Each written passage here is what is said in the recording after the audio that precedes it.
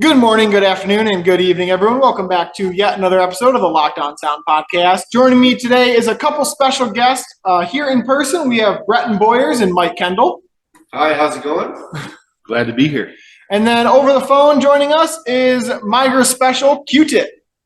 Good afternoon, guys. Good afternoon. So yeah, we're talking from Q-Tip today. We got Mike Kendall, who you guys have heard before from Flipping Birds Apparel Company, and then Breton Tucker Boyers, who is new to the podcast.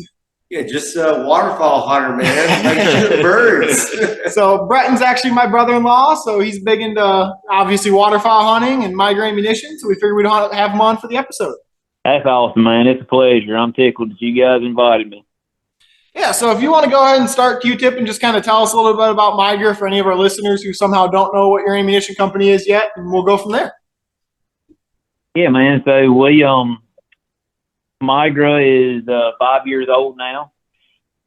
We produce waterfowl loads, steel shot. We produce bismuth. We have a tungsten load.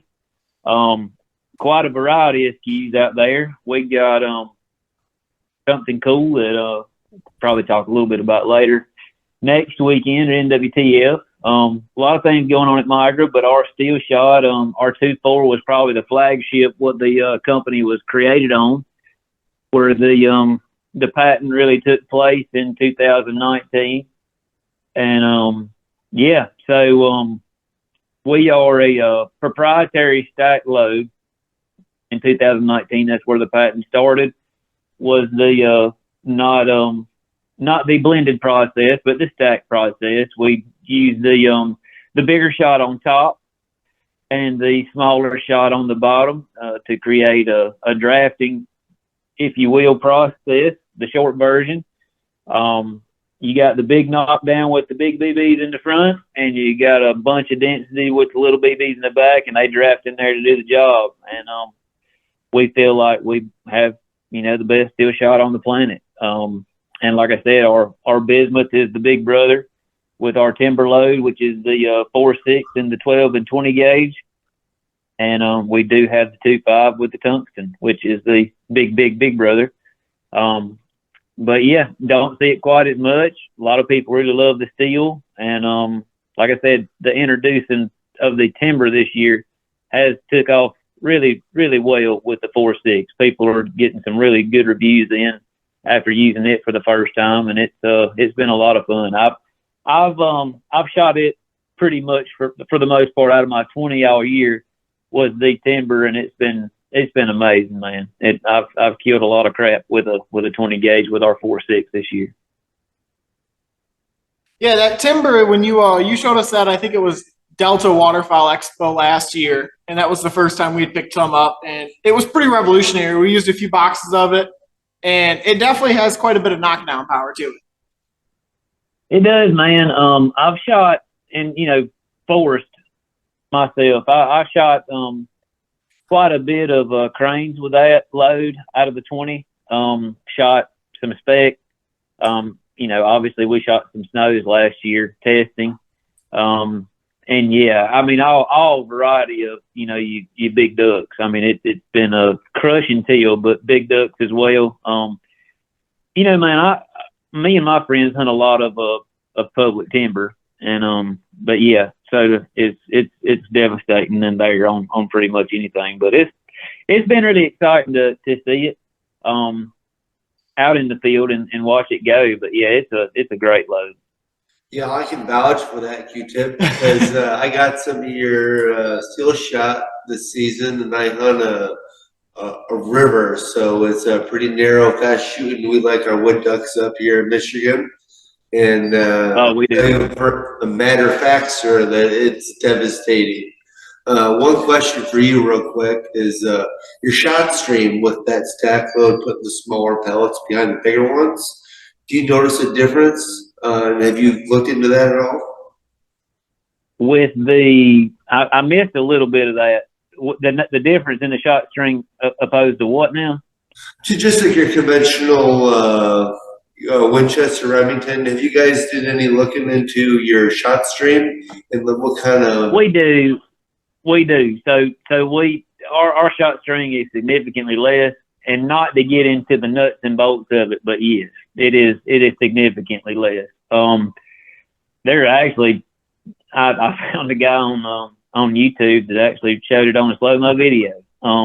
But yes, our shot string is significantly less, and you see it pay off in the field. I think one thing, a lot of people, and which is great, to take your loads and put them on target, right? Put them on paper and see what your pattern looks like. I think it's always wise. But the thing is the thing that stands out is when you actually take our loads to the field and watch birds, get hammered with it. That's where our stuff shines, from steel to bismuth. And like I said, that's a proprietary process that we do.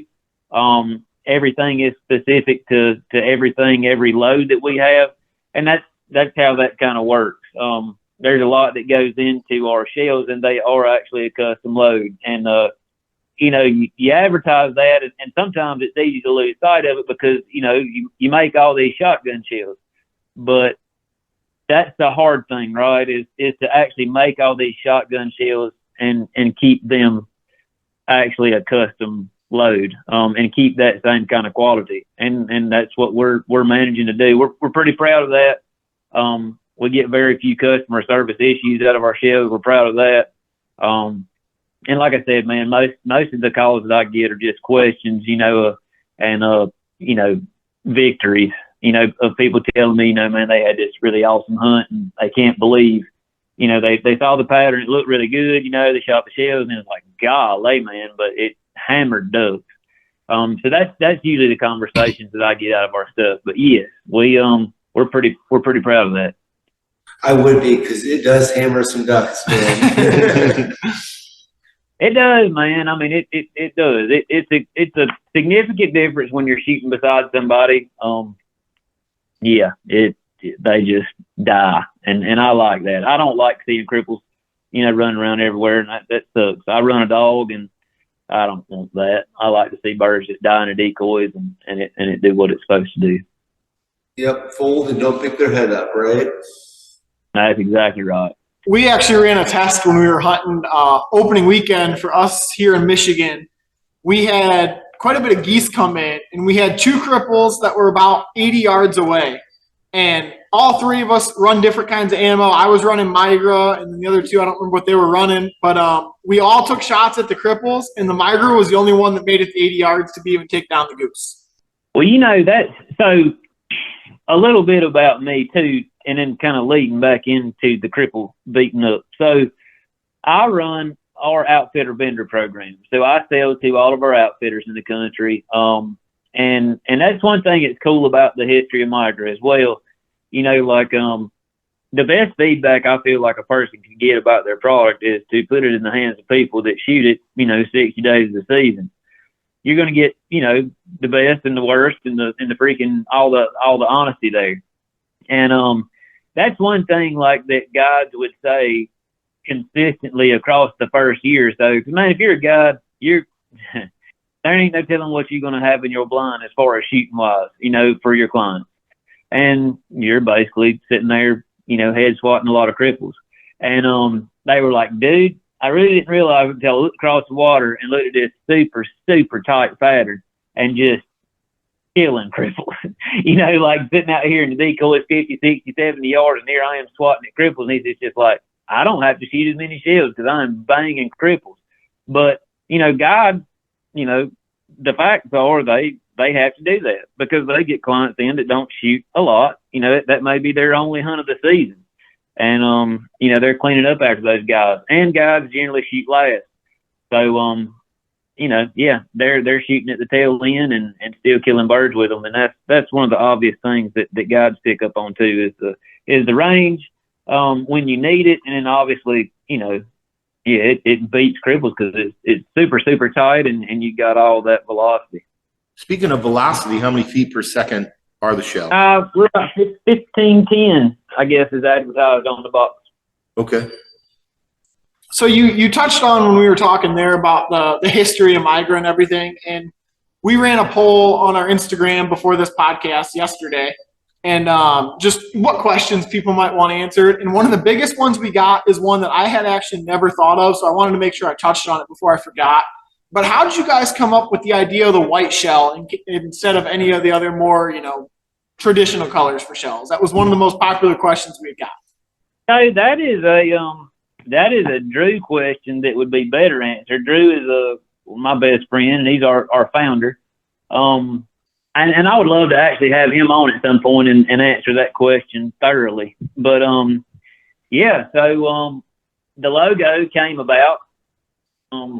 Yeah, and I hate really answering that for him because it's kind of special for him. The logo came about in a way.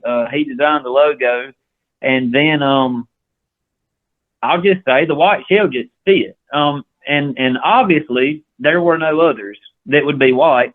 And the short version is, yes, that the white shell popped, the logo popped on the white shell. And honestly, dude, I say that it's kind of strange. When Migra came out, you got your diehard woods hunters and some of your people in the blinds, and they're like, man, I don't know about these white shells, laying around. It's probably going to flare birds. And that was, you heard that, a dozen times over the first season, and then it just went away. I haven't heard it since. But the white shells were something different. Migra was different. Migra was probably branded differently, which Migra was honestly the first thing like it. There was no stack load. There was no stack loading process. And yeah, so it was just different. It was white. There was nothing like it, and it just stuck. So everything since and has followed it has been white. Well, I think it helps your brand stand out too. Coming from somebody who had a wild idea to start an apparel company surrounded around my affinity for snow goose hunting. So I'm putting a snow goose logo with my company's name on different things. In terms of building a brand, you have to build something that stands out. Otherwise, you're just like everybody else. True. And that was Drew's thing. Even the load, the pellet selection, the process with all that, I'll be honest, I never really thought about it. Drew had a great idea. It was a dream. It came true. It was just one of those things, because like growing up, you're sitting here and you're like, man, what do I take to the woods today? Do I shoot 2s or do I shoot 3s? Or, man, I really like all those 4s, and it's just, you're sitting there and you wonder, and then, you're right here in the middle of kind of some duplexing going on, right? You see some blends taking place, especially in the turkey world. And you see some different stuff, but, the stack process just was not a thing. And honestly, like if you look back at the history of Migra, if you go back to 2019 and you were able just to look at all the things going on around in waterfowl, everything looked different, even from a social media, perspective. Migra was branded differently. Everybody that was involved in that did a absolutely fantastic job. But the thing about it, the performance was consistent. Right. So it wasn't just like this new thing, because here's the deal, like, marketing as it is in the waterfowl world and all types of things, man, I don't care if it's cars or freaking whatever kind of hunting stuff you're involved in or whatever sports, marketing sometimes kind of gets old. You're like, dang, man, here's this new gimmick. It's this new thing that's whatever I'm going to buy and it's going to go in the closet and I'll never use it again. Migra was different. It was marketed different. It looked different. But man, the performance is what stole people's hearts. And that's what it was. Organic. It happened. And we've hung in there, man. We're growing, making a lot more shells, meeting a lot more people in the field, picking up outfitters, and have a lot of quality people around us, man, like you guys. I love having these conversations with people, meeting new people that love the brand, that really love the brand. That you're not paying to love the brand, or they just call you and they say, man, I just want to tell you, man, like I shot my first band today with Migra, and I shot this bird at 70 yards. I had no chance. I felt like the bird dropping decoys, outside decoys, and I got my first band. Whatever. People just love it. And that's cool that it's organic. it's not a forced thing. The community is really cool, and I love that. We're really thankful for that. That is, one of the things that immediately came to my brain when you were talking about the 4-6 mix and the effectiveness of that.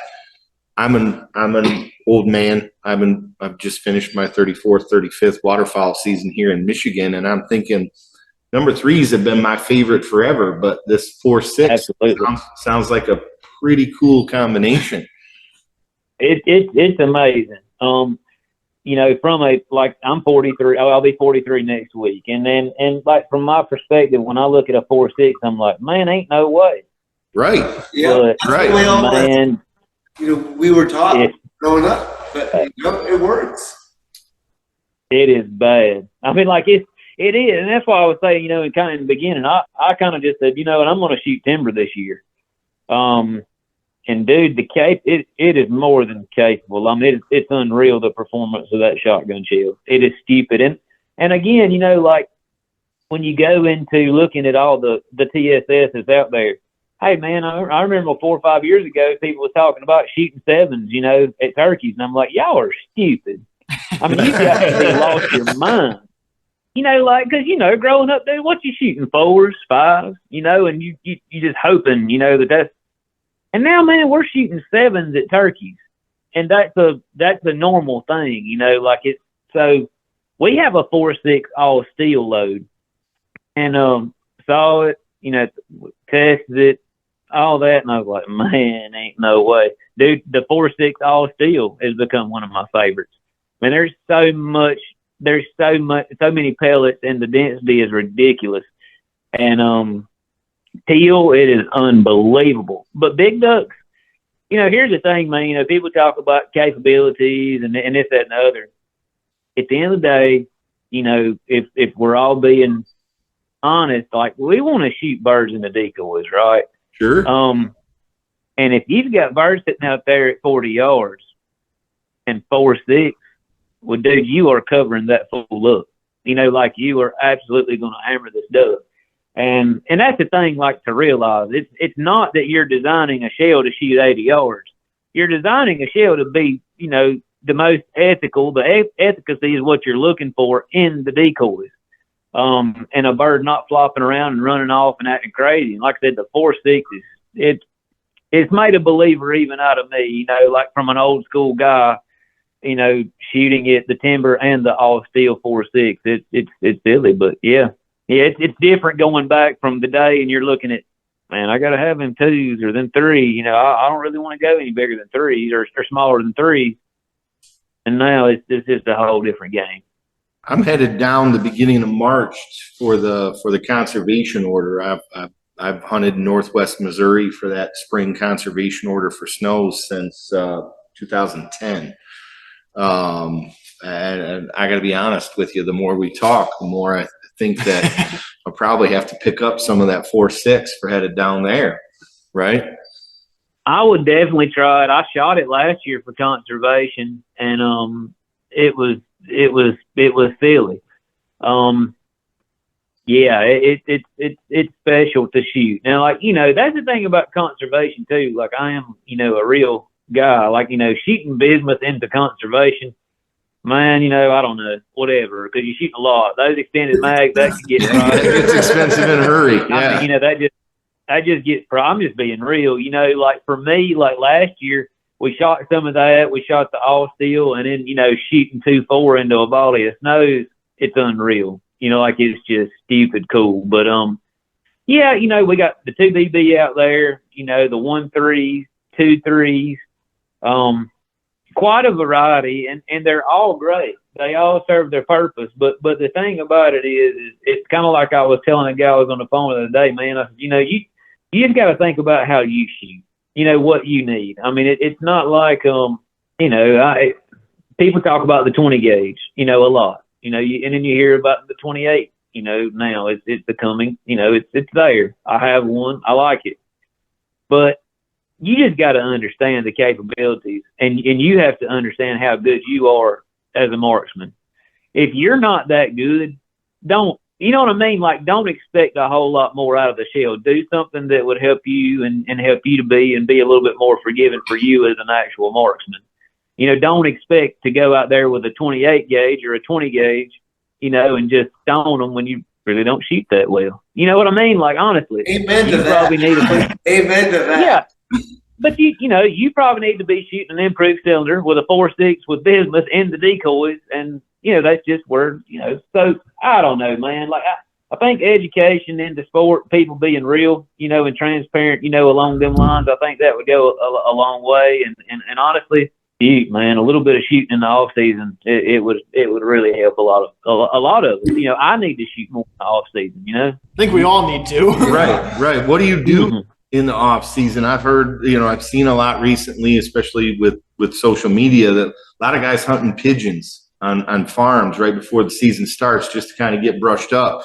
I have started in the last handful of years myself. I've started to find out-of-state hunts in January, because even though we have a late goose season up here in Michigan that is some of January and some of February, we can't always guarantee that there's going to be open water or geese that are still around. You know, some years it freezes out and the geese are gone. So have any of the three of us at this table shot a goose since goose reopened this year? Nope. So I've started going out of town, you know, or out of state and choosing to maximize some opportunities in other states and experience hunting in other states. What things do you do to stay polished up like that? So I mean, like I'll be honest, I'm kind of blessed, really, really blessed. I have some friends, Sunday afternoons, you know, we all do, you know, church and stuff in the mornings, you know, and do our thing, spend time with family, and a lot of Sunday afternoons, it's like last Sunday, we go and we meet. There's a couple of us that have, you know, the throwers that, you know, with the wobblers and all that stuff in them, and we meet and we shoot through a box of shells and we hang out and talk. You know, and you know, an hour and a half on Sundays, and we meet and do that. Fortunately, like I just got off boat ramp tour the last week. I got home February the 1st, from Arkansas. So, you know, I hunt on into February the 1st or the last day of January typically. And then we shoot, man. You know, we shoot quite a bit of skeet, you know, through the off season, spring, summer. That's our hangout time. You know, we just love to shoot a box of shells and talk, you know, and shoot the bull. And then, you know, like our dove season here in South Carolina is really pretty epic, honestly. Like everybody and all of our friends, like I have a field out here at my house and surrounding farms. We just have, you know, random, you know, everybody just kind of chips in, helps one another, and we just, you know, plant millet and sunflowers, and we have dove fields.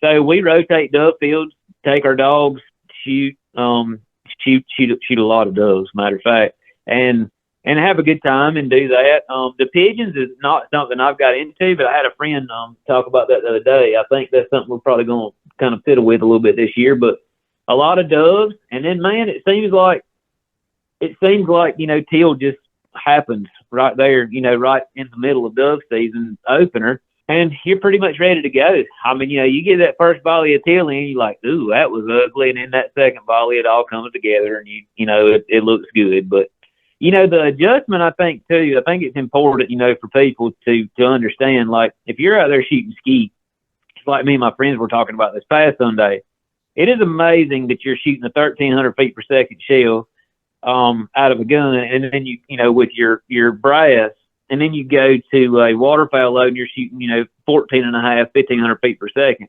And dude, you just have no idea what that looks like until you shoot them side by side. Man, you putting 2 foot, you know, on that skeet with that brass load versus with a modified choke sitting there just banging on the skeet just on the nose of it. And it's different, right? And that's the thing. It's like, I think a person should practice more, you know, like I love guns. I love shotguns. But I think if a person would practice more with the gun they're going to hunt with and stick with one gun, one choke, you know, one shot, and then obviously, you know, pay attention, shoot some of your duck loads, man, at some skeet, you know, before you kind of start getting into it and see the difference. Because if you're sitting there shooting lead and putting 2 foot, on a bird at, 30 yards, 40 yards.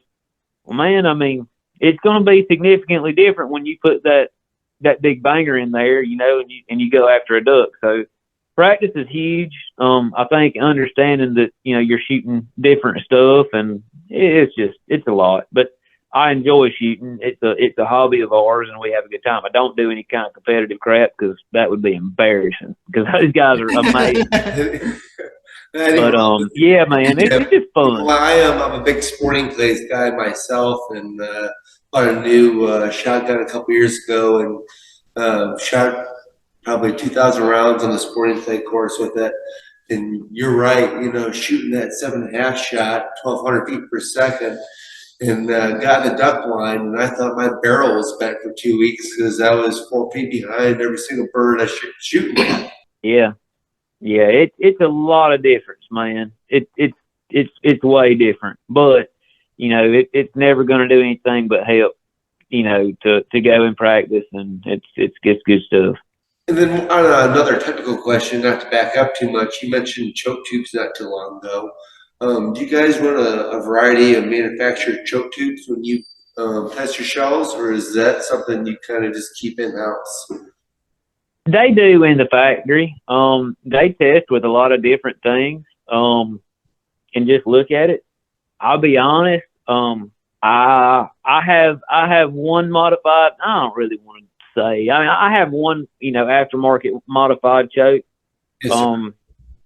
That was done. Obviously the gun was done and the choke and all that. So I have one aftermarket choke. Honestly, man, I've gotten to the place to where really I shoot more improved cylinder factory mod. Out of my Benellis, I really shoot. And honestly, the people around me, I am starting to see a lot of people shooting factory choke tubes.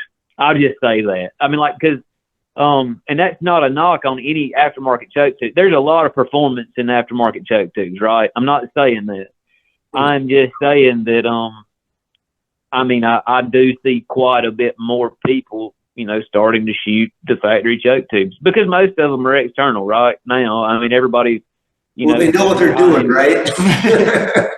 Yeah. I kind of trust Benelli, I kind of trust them, and I don't know, man. You can kind of overanalyze it quite a bit. I think in my older age, there's kind of a happy medium. I got a Super Black Eagle 2 that I had a lot done to. And then I have a Super Black Eagle 3 that I've not had a thing done to. And I shoot the same with both of them. I mean, you know what I mean? So, I don't know, man.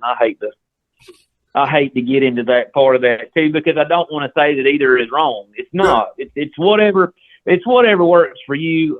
Yep. And that kind of thing. You know what I'm saying? No, definitely. Definitely. I mean, I shoot the factory choke tube out of my gun. I've never changed it. I've never tried anything else, but I hit birds when I aim at them, so I'm not going to try to change it.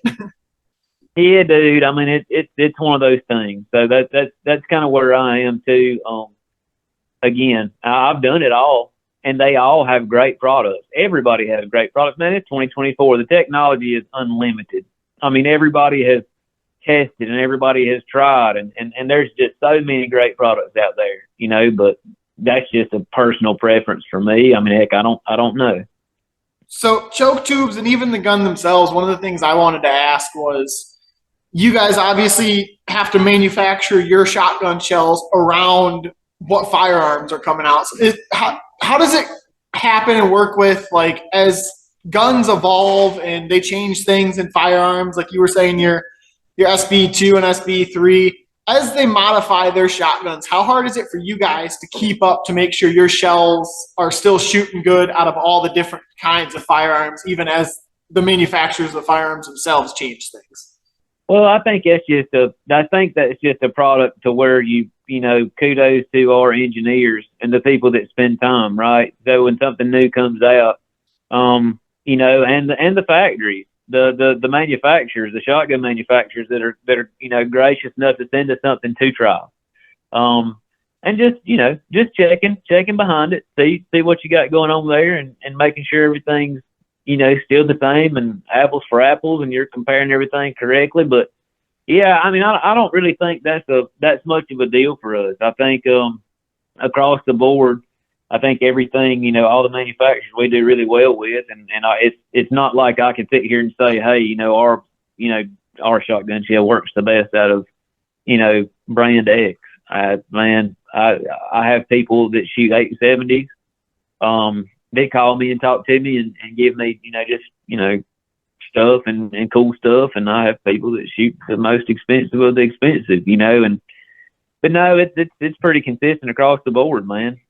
We don't really see anything crazy with that. The thing is obviously trying to keep up with the technology with the you got a 28 gauge Super Black Eagle 3 now. So what does that mean? That means a lot of people are going to want some 28 gauge. So it takes a while, when you go into the testing process and, seeing what works and what works, for us. That's probably the thing that's different. Well, I think one thing that's definitely different about you guys is your presence on social media and your marketing. Because I look at one video and it takes me back to opening day, man. I mean, you guys are kicking butt on all your media. Well, Wade Shoemaker, he runs our social. Great guy, a best friend, just a great man. I mean, all around, but great at what he does. He's obviously respected in the community, but his craft is amazing. He's a great photographer. He knows what he likes. We got Travis Lyons, one of our videographers. We've got Hunter Marcel, Joel Bo Jones, all of our ambassadors that send us, our creatives that send us stuff. Man, it's great. From the Mallard Estates to the Midwest Flyways to, like I said, we are blessed. We have some really great people around us. It's either our content or those that send us. Dr. Duck, man, one of our biggest ambassadors. Love what they do. Spent quite a bit of time with them this year in the timber. And man, just a class act group of guys. So like I said, we're very close. We're very close knit. We all spend quite a bit of time together. We touch base and hunt together, do the things we love. But I think that's what makes the content so good is because it is organic. We all do. We are friends. We all like the same things.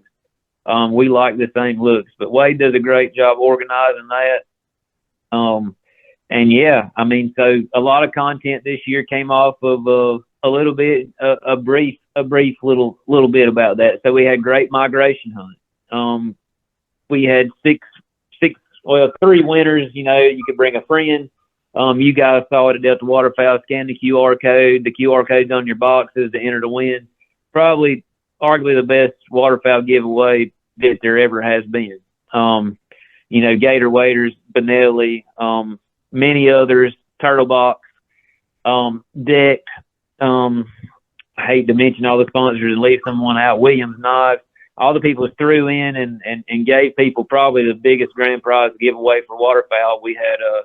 We had Tornado Valley, which was one of the outfitters that hosted one group of winners, one winner and a friend.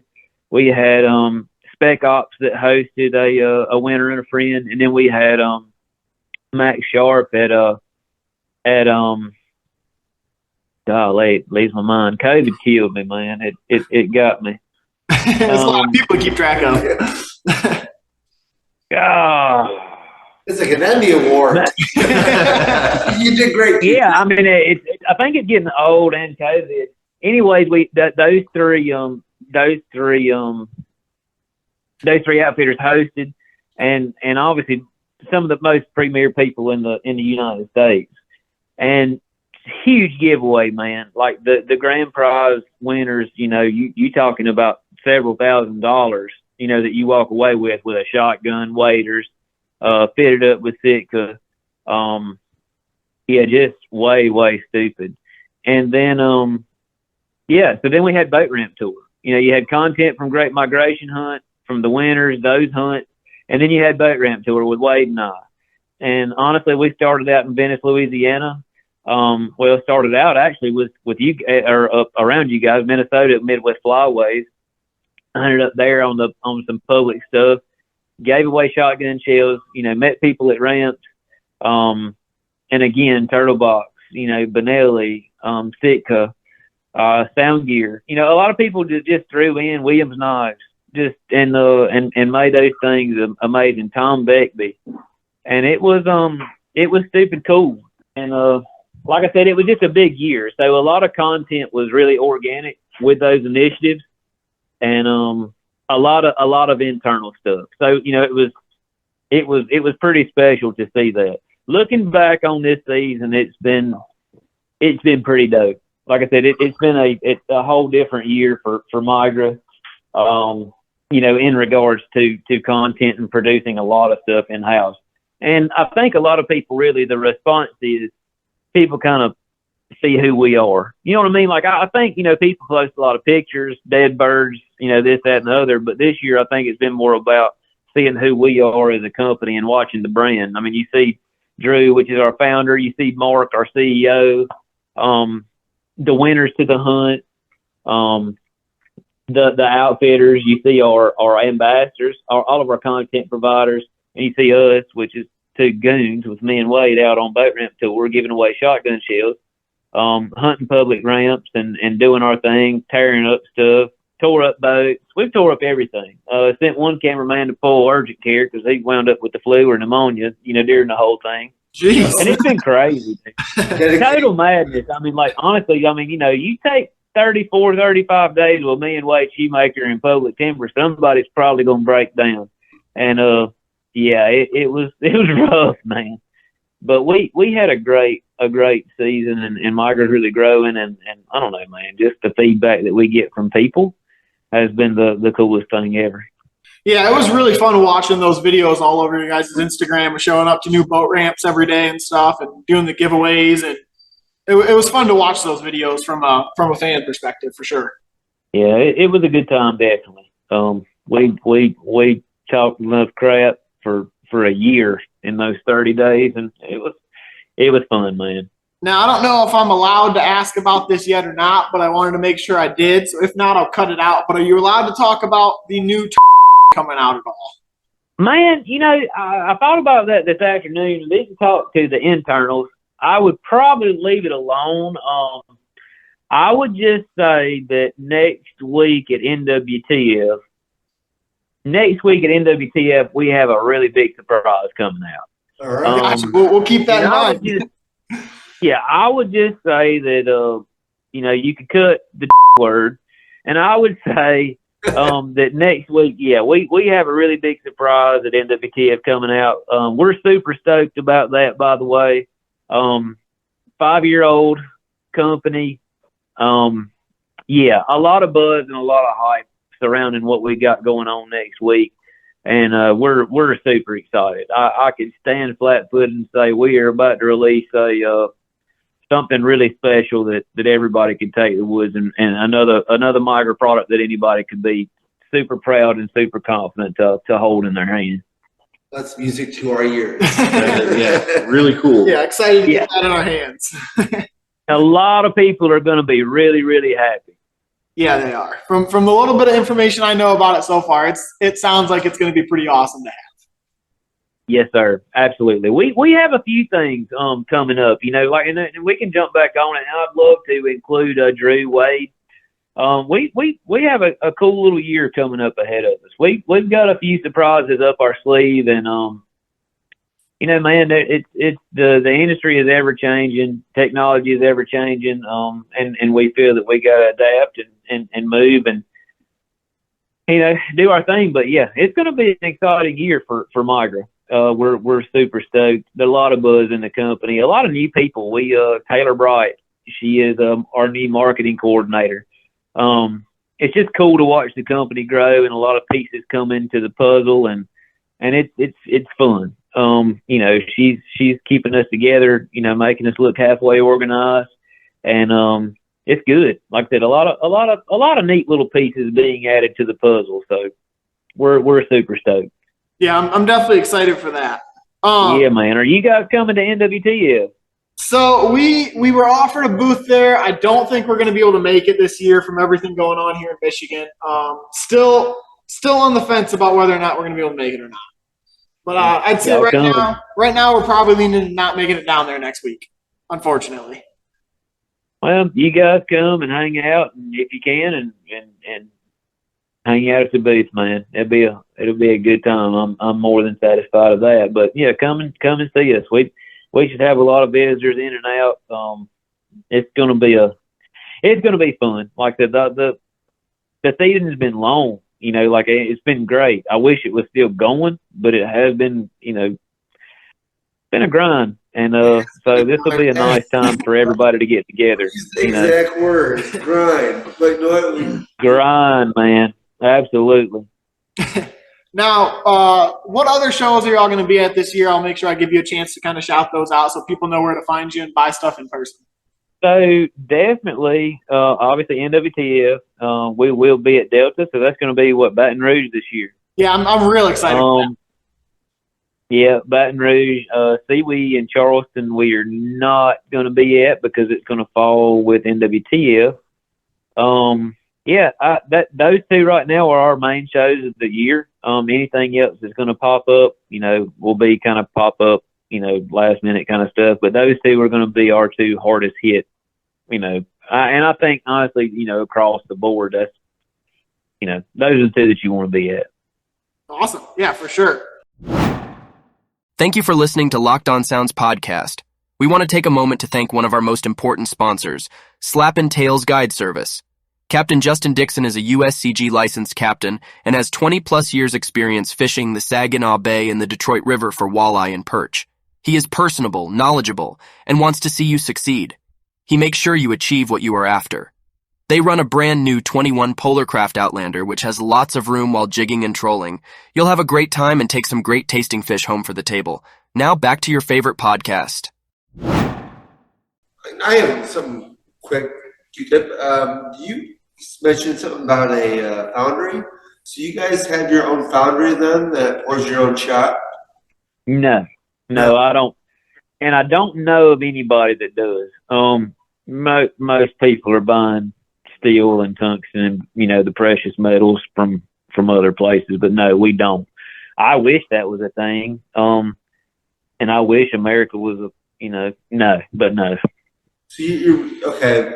Very interesting. I'm in the steel industry myself, so just I was just wondering about that because steel prices fluctuate daily. You know what I mean?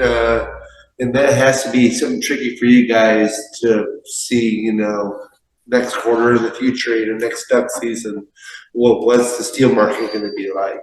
Yeah, so I think everybody in the industry that makes shotgun shells or what have you, components are a big deal. They and thank God, like I don't deal with that part of the issue, but yeah, it is a big deal. It is a big deal for everyone, and that's the thing. When you're projecting whatever company you are, from 10 million to 20 million to 30 million shotgun shells, you're out trying to sell.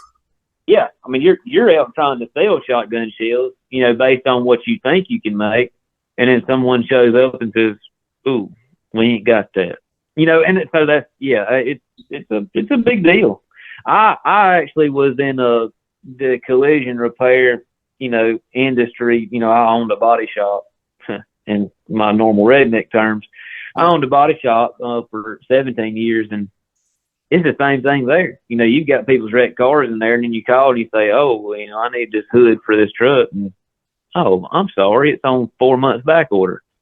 And you just can't control those things. Those are the variables. And same with the shotgun shell industry. It's tough. The components it's tough to get a hold on. Yeah, that answers my question. Thank you so much. I don't want to keep you too long tonight. It's already been about an hour. Is there anything else you want to touch on before we close up for the night? No, man.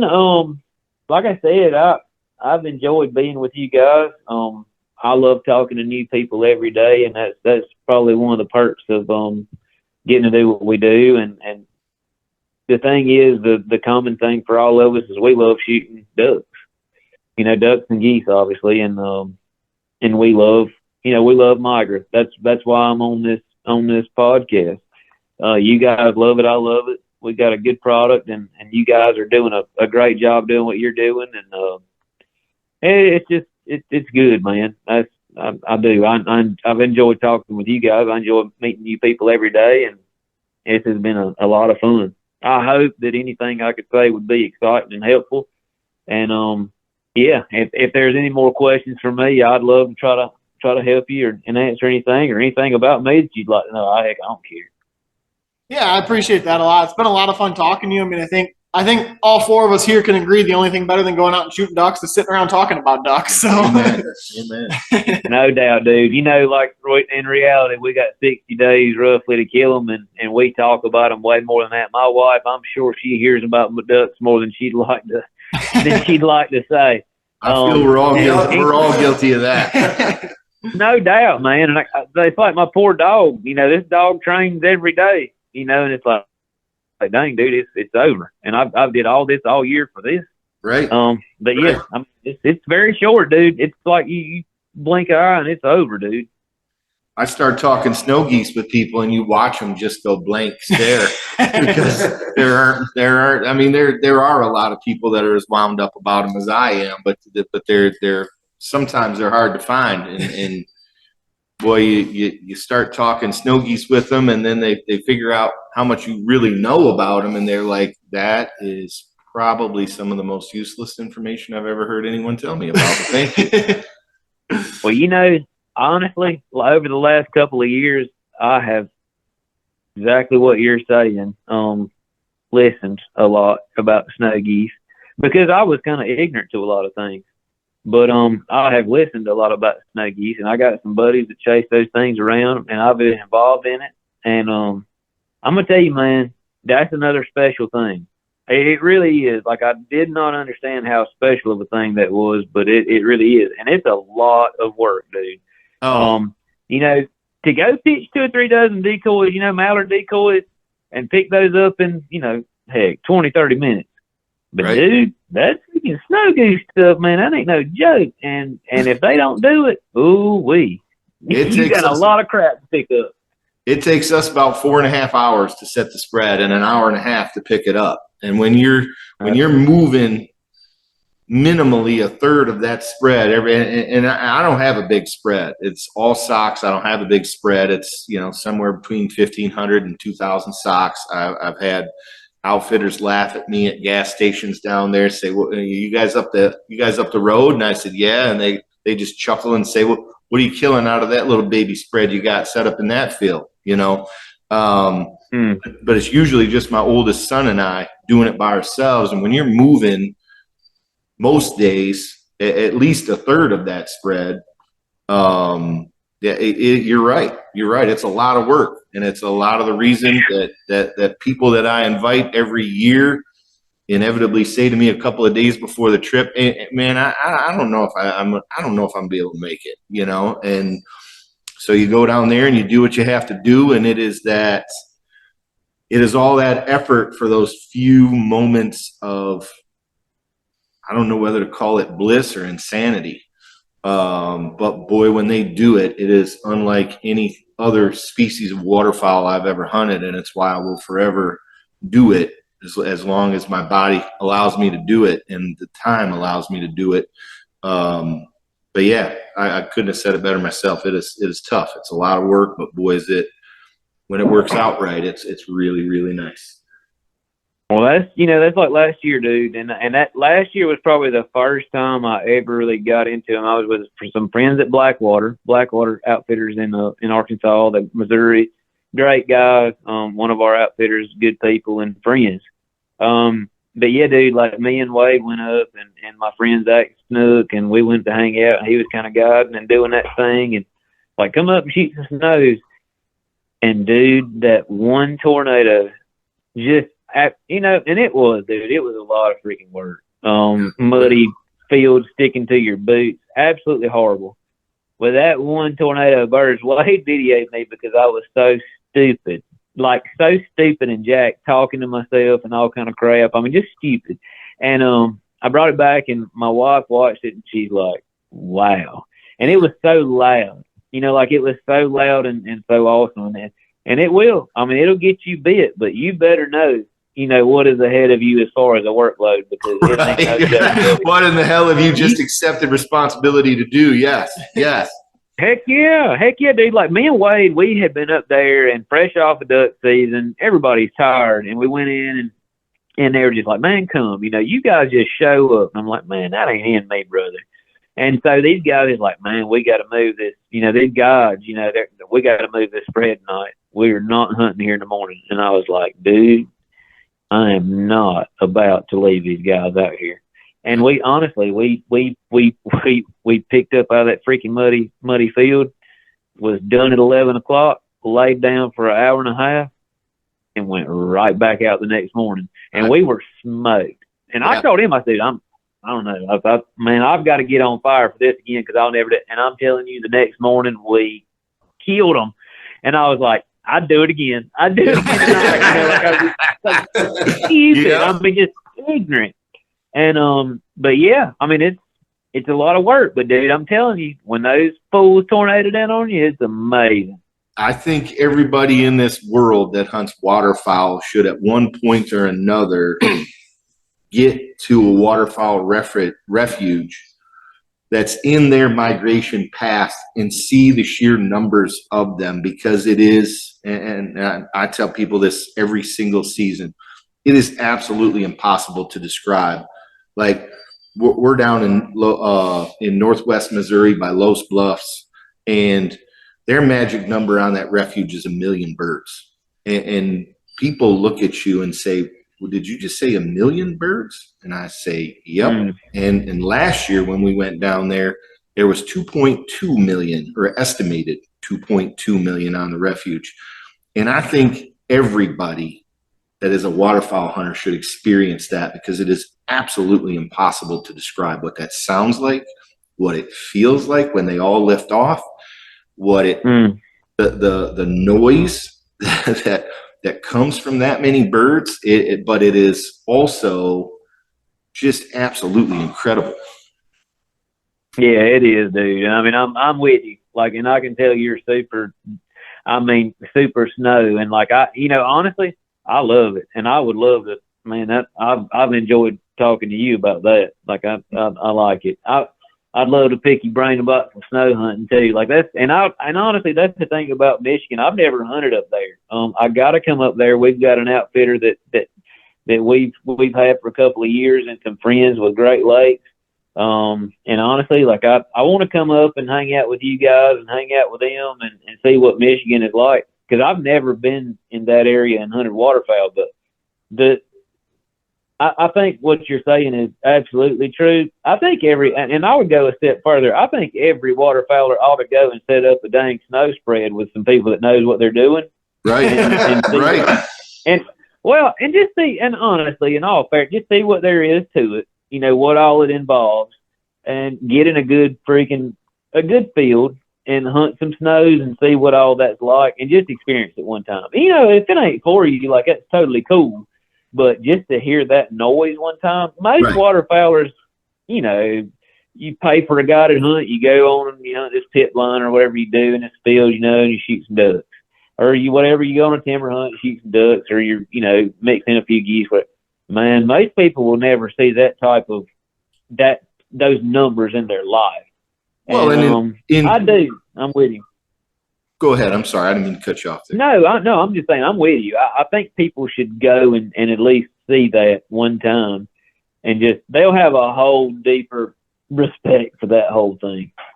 Well, and in terms of paying for a guided hunt, most of these outfitters out there do it because they're just really wound up about it, right? None of these outfitters that guide spring snow goose hunts are getting rich because they do it. They're doing it because of what we've both seen, where we're like, man, we need to do this again tomorrow. Yes, please.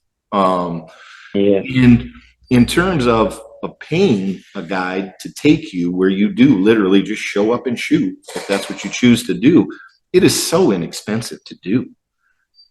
Oh, it is. It is. It's relatively cheap. I mean, most guys are, $300 to $400 a day. And I mean, today in 2024, that's just not a lot of money. I mean, it's just not for what you're paying. Because I mean, like, what what that spread? Well, you do know what that spread costs. Yeah. But it's like, man, Oh, yeah. I'm I don't even know how they do it. I don't know how they do it and cook for you, and give you a place to sleep. Not a segue into why I love our outfitter vendor program, because I love our outfitters. Right. And the sacrifices they make so that people can have such a good time and work their tails off. But yeah, man, I mean, it is cheap, compared to what these guys have in their stuff. And I mean, it is a heck of an experience. Ain't no doubt about it. Yes, sir. I was gonna say, aim small, miss small. Anybody out there listening? Yeah. Well, we appreciate you coming on, Q-Tip, and I don't want to take up too much of your night. We appreciate you calling in, especially on a weeknight like this. So good luck at NWTF. Hopefully I'll be able to see you down there, but I'm doubtful. And if not, we'll make sure to stop by at Delta in Baton Rouge. Do that, man. We'll be there, and I can't wait to see you guys. And like I said, we need to make some plans to get together and shoot some ducks next year. That'd be awesome. And if you want to have us on again, man, we'll call Drew and Wade. We'll get some more folks. Yes, sir. Come on up to Michigan, bring your crew, and we'll set you up and give you a shoot. Absolutely, man. Absolutely. We'd love to do that. But, yeah, let me know if you guys need me for anything, and enjoyed it. I appreciate it. And I guess that's all. Thanks for listening, everybody. See you guys.